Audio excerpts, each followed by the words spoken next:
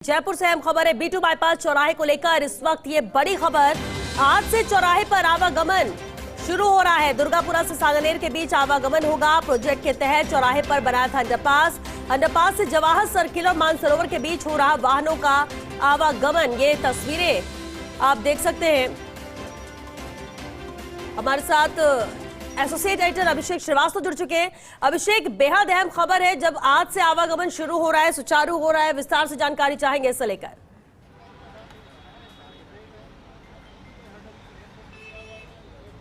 बिल्कुल श्वेता, ये जयपुर के लिए वाकई बड़ी खबर है क्योंकि दुर्गापुरा से सांगनेर के बीच जो है यातायात शुरू किया जा चुका है और दुर्गापुरा और सांगनेर के बीच जो आवागमन करने वाले वाहन चालक हैं उनको सीधी राह मिलेगी। वो चौराहे से सीधे होके जा सकेंगे।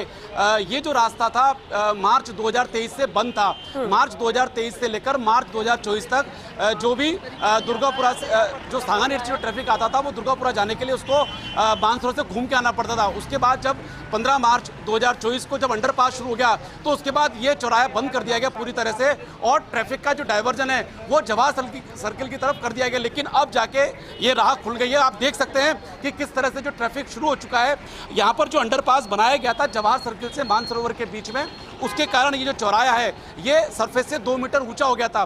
तो वहाँ पर जेडीए की ओर से रैंप का निर्माण किया गया और रैंप के निर्माण के कारण यह रास्ता बंद था। अब रैंप का निर्माण पूरा हो चुका है। हालांकि इसकी डेडलाइन 31 मई थी, कल थी, लेकिन आज ही एक दिन पहले इसको खोल दिया गया। आप देख सकते हैं किस तरह से ट्रैफिक का मूवमेंट जो है चल रहा है यहाँ पर। और ये जो आप देख रहे हैं क्लोवर लीफ, ये जो पूरा प्रोजेक्ट है श्वेता, ये चौराहा जो है यहाँ इस चौराहे पर जेडीए का ट्रैफिक सिग्नल फ्री प्रोजेक्ट चल रहा है और ये जो पूरा प्रोजेक्ट है ये जुलाई में जाकर पूरा होगा और इसको चरणवार तरीके से खोला जा रहा है। सबसे पहले अंडरपास का निर्माण किया गया, उसका काम पूरा किया गया।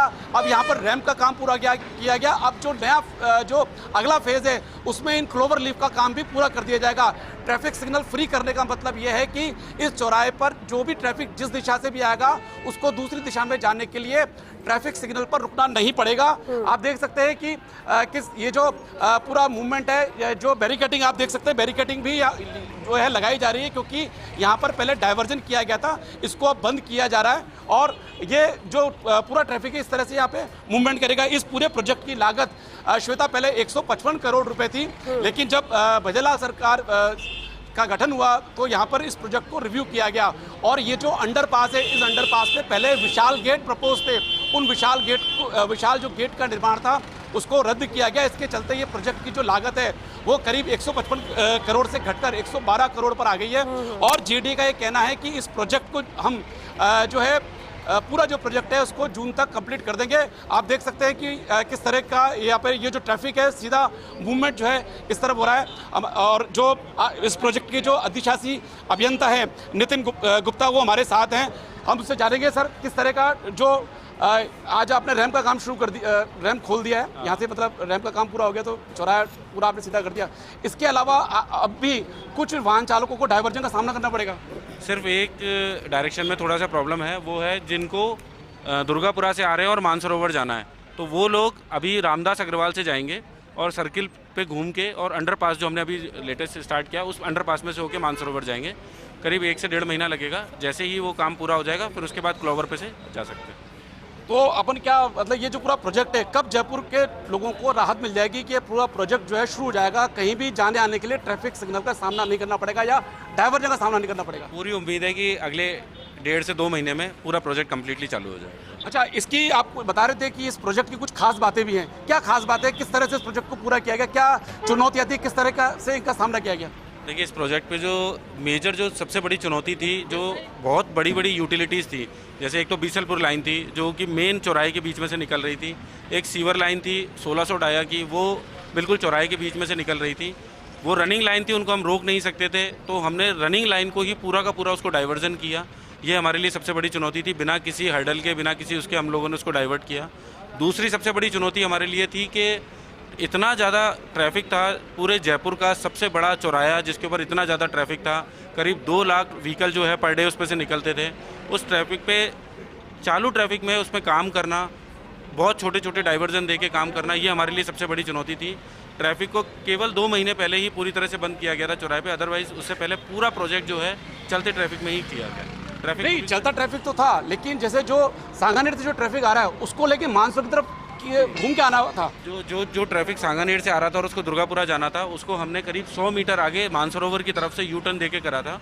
इसी तरह से जो ट्रैफिक दुर्गापुरा से आ रहा है और सांगानेर जा रहा था, उसको हमने जवाहर सर्किल की तरफ 100 मीटर आगे लेके और यू टर्न लेके दिया था।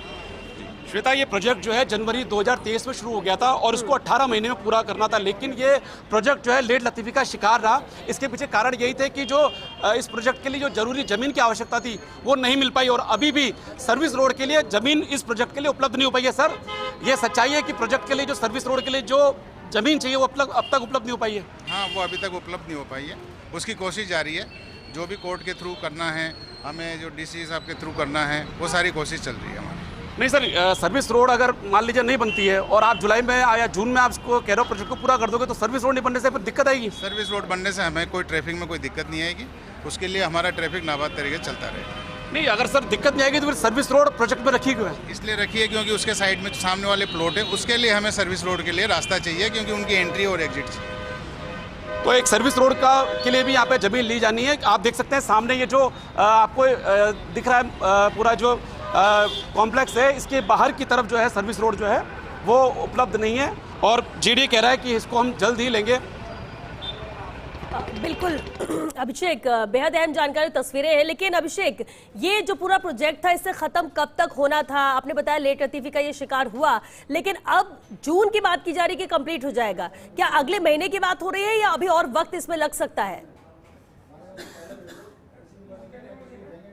चलिए वापस अभिषेक से जुड़ने की कोशिश करेंगे, लेकिन ये अहम तस्वीरें जो अभिषेक ने दिखाई और बताई भी कि किस तरह से अब B2 बाईपास चौराहे पर आज से आवागमन सुचारू हो गया है।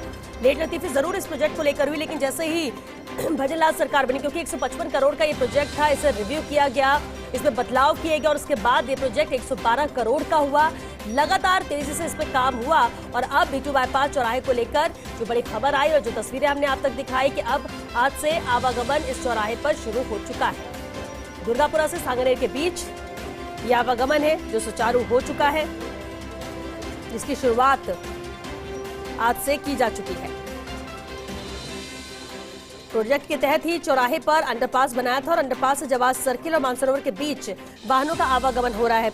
चलिए एक बार फिर से अभिषेक का रुख करते हैं। अभिषेक, जिस तरह से आपने बताया कि लेट लतीफी का शिकार ये प्रोजेक्ट हुआ, बेहद अहम प्रोजेक्ट था, हालांकि नई सरकार के आते ही इसके बजट में भी रिव्यू किया गया, 112 करोड़ में ये प्रोजेक्ट बना, लेकिन अब जो जून की बात कही जा रही है इस प्रोजेक्ट को पूरा खत्म होने को लेकर, क्या अगले महीने है इसका लक्ष्य है, डेडलाइन है, या फिर इससे ज्यादा भी वक्त लग सकता है?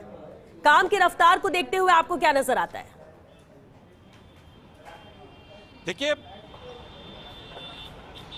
बिल्कुल श्वेता, काम की रफ्तार ये बताती है कि जून में ये जो है जून में इस प्रोजेक्ट को पूरा करने के लिए जेडीए के अभियंताओं को भरसक प्रयास करना पड़ेगा, तब जाके ये जून तक पूरा होगा। और उसका जवाब देने के लिए खुद अधिशासी अभियंता नितिन गुप्ता मौजूद हैं।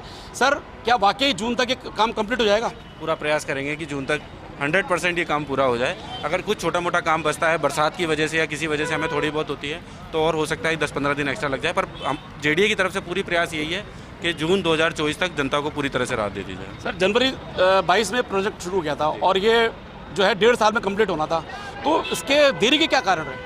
देखिए, देरी के मुख्य रूप से 2-3 कारण हैं। एक तो सबसे बड़ा था हमारे यहाँ यूटिलिटीज़ जो थी चौराहे के ऊपर, जैसे कि एक मेजर तो हमारे लिए 1.5 मीटर की सीवर लाइन थी, जो रनिंग सीवर लाइन थी, जिसको हम लोग बीच में बंद नहीं कर सकते थे। दूसरा एक बीसलपुर की लाइन थी, वो भी चौराहे के बीच में। ये तो सर आपने कर ली, सॉर्ट आउट कर ली, लेकिन अब जो ज़मीन नहीं मिल रही है और जिस ज़मीन के नहीं मिलने के कारण सर्विस रोड का काम प्रभावित हो रहा है, तो उससे प्रोजेक्ट पे क्या इम्पैक्ट आएगा?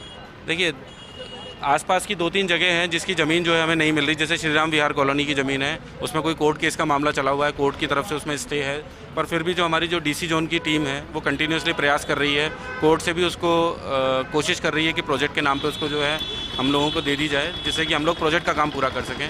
हाँ, डेफिनेटली सर्विस रोड की वजह से थोड़ी सी परेशानी होगी, पर अभी जिस हिसाब से जो ट्रैफिक का हमने मूवमेंट किया है, पूरी कोशिश करेंगे कि जल्दी से जल्दी उसको भी पूरा करके ख़त्म करें। सर्विस रोड अगर नहीं बनती है तो किस तरह का ट्रैफिक मूवमेंट प्रभावित होगा? सर्विस रोड से अभी वर्तमान में बहुत ज़्यादा परेशानी नहीं है, लेकिन फ्यूचर में जब जो प्रोजेक्ट्स आ रहे हैं, जो उसके आसपास की बिल्डिंग्स हैं, जब वो कॉमर्शियल बनेंगी तब उनके लिए सर्विस रोड में दिक्कत आएगी, पर तब तक हम लोग ज़मीन को लेके सर्विस रोड का काम कर देंगे। देखिए श्वेता, ये जो क्लोवर लीफ इस प्रोजेक्ट के के तहत बनाई जा रही है, इसका भी काम चल रहा है। इस क्लोवर लीफ में अगर कोई जो है दुर्गापुरा से आ रहा है और दुर्गापुरा से उसको अगर मानसरोवर की तरफ जाना है तो उसको ये जो क्लोवर लीफ आप दिख रही है वो इस क्लोवर लीफ पर चढ़कर आएगा और इस क्लोवर लीफ से घूमते हुए जो है यू टर्न लेते हुए सड़क क्रॉस करेगा और मानसरोवर की तरफ निकल जाएगा। तो इस तरह से ये क्लोवर लीफ का निर्माण किया गया है ताकि किसी भी दिशा में जाने के लिए ट्रैफिक सिग्नल का सामना नहीं करना पड़े। ये जयपुर का दूसरा ऐसा जंक्शन होगा जिसको ट्रैफिक सिग्नल फ्री जो है जून में किया जाएगा। जेडी के अभियंता ये कह रहे हैं कि जो है इसको पूरा प्रयास करेंगे कि जून तक इस काम को कंप्लीट किया जाए। आप जो सर्विस रोड की हम बात कर रहे थे, सर्विस रोड का आप देख सकते हैं कि सर्विस रोड के लिए जो है कुछ स्थानों पर जमीन नहीं उपलब्ध हो पाएगी, तो उसकी वजह से जो उस जो कॉम्प्लेक्स है या जो उधर जो लोग रहते हैं उनको इस समस्या का सामना करना पड़ेगा बाहर निकलने के लिए, क्योंकि अगर सर्विस रोड उपलब्ध नहीं होगी तो उनका मूवमेंट ही प्रभावित होगा। अब ये जो टीम आप देख रहे हैं ये जेडीए के अधिकारी भी यहाँ मौजूद हैं और ट्रैफिक पुलिस के अधिकारी भी यहाँ मौजूद हैं। सबसे पहले जो है सांगानेर की तरफ से जो है ट्रैफिक को खोला गया है और उसके बाद जो है दुर्गापुरा की तरफ ट्रैफिक खोला गया है और ये जो ट्रैफिक का मूवमेंट है कुछ देर में बिल्कुल सामान्य हो जाएगा। यहाँ पर जेडी की ओर से साइनेज भी लगाए जाएंगे ताकि लोगों को कहीं भी जाने के लिए जानकारी मिल सके। तो ये जो यानी ये कह सकते हैं कि बिना जाम में फंसे लोग अब अपनी मंजिल तक पहुंच सकेंगे। ये बेहद अहम खबर है और इंतजार भी इसी बात को लेकर था। अभिषेक, बहुत शुक्रिया आपका इस पूरी जानकारी के लिए और तस्वीरें हम तक पहुंचाने के लिए।